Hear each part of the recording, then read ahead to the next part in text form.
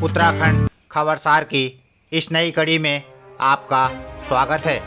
इस कार्यक्रम में हम आपको बीते सप्ताह उत्तराखंड की कुछ ऐसी खबरों के बारे में बताएंगे जो केवल खबर नहीं होती बल्कि उत्तराखंड के लिए उनका मायना भी होता है। तो आज के कार्यक्रम में भी हम ऐसी 3 बड़ी खबरों के बारे में बात करेंगे, लेकिन इससे पहले आपसे अनुरोध है कि अगर आपने अब तक हमारे इस चैनल को सब्सक्राइब नहीं किया है तो प्लीज़ सब्सक्राइब कर लें, बेल आइकन भी दबा दें ताकि जब भी हम नया वीडियो अपलोड करें आप तक उसका नोटिफिकेशन पहुंच जाए।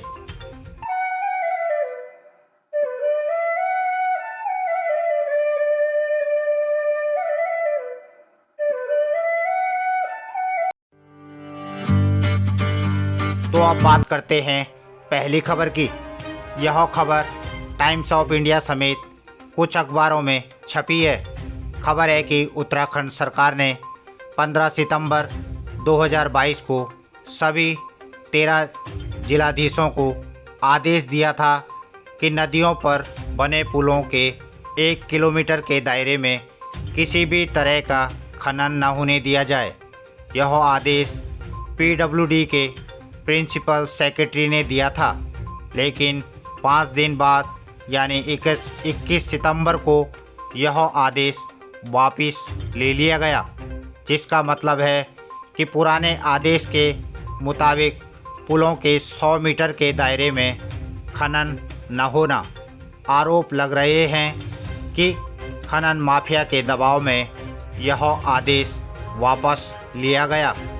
दरअसल पिछले दिनों राज्य के कुछ पुलों के बह जाने के बाद यह आदेश आया था ताकि खनन की वजह से पुलों की जड़ें कमज़ोर न हों, लेकिन यह आदेश वापस लेना वाकई दुर्भाग्यपूर्ण है। मात्र 100 मीटर के दायरे में खनन से न केवल पुल कमज़ोर होते हैं बल्कि नदियां भी कमज़ोर होती हैं।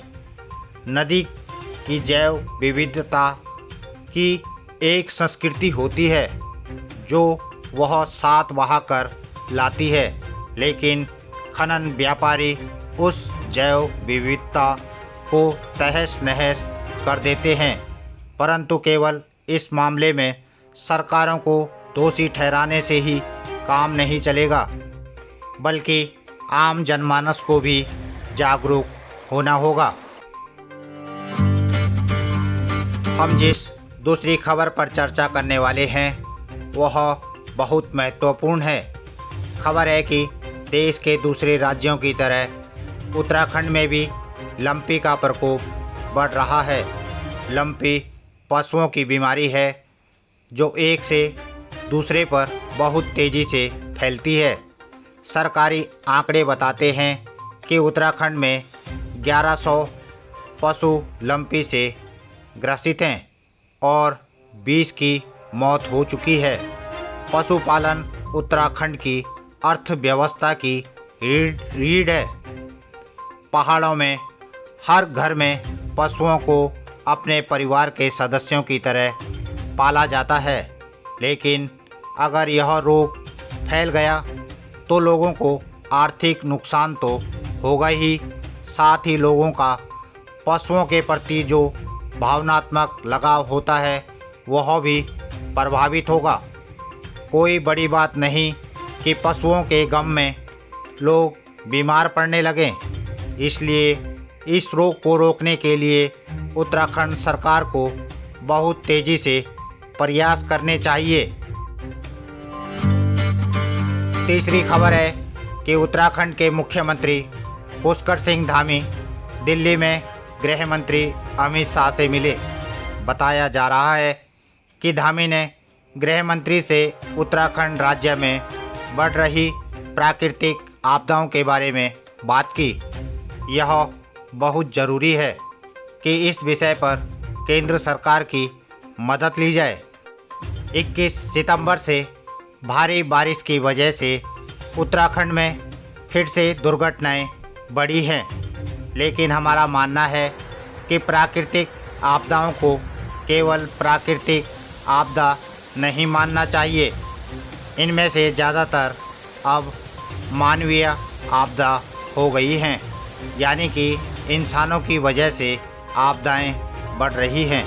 खासकर विकास का जो मॉडल उत्तराखंड सहित हिमालयी राज्यों में अपनाया जा रहा है, उसने पहाड़ों पर लैंडस्लाइड, बाढ़ जैसी घटनाओं को बढ़ा दिया है। इसलिए राज्य व केंद्र सरकार को मिलकर विकास के वैकल्पिक मॉडल पर बात करनी चाहिए। तो यह थी इस सप्ताह की ऐसी 3 बड़ी खबरें जो उत्तराखंड के लिए बेहद ज़रूरी हैं। इनके बारे में आपका क्या मानना है, हमें कमेंट्स बॉक्स में ज़रूर बताएं। और हाँ, अगर आपने अब तक हमारे इस चैनल को सब्सक्राइब नहीं किया है तो ज़रूर कर लें और साथ में बेल आइकन घंटी वाले बटन को ज़रूर दबाएं ताकि हमारी हर नई अपलोड होने वाली वीडियो का आपको नोटिफिकेशन मिल सके। मिलते हैं खबरसार में अगले रविवार।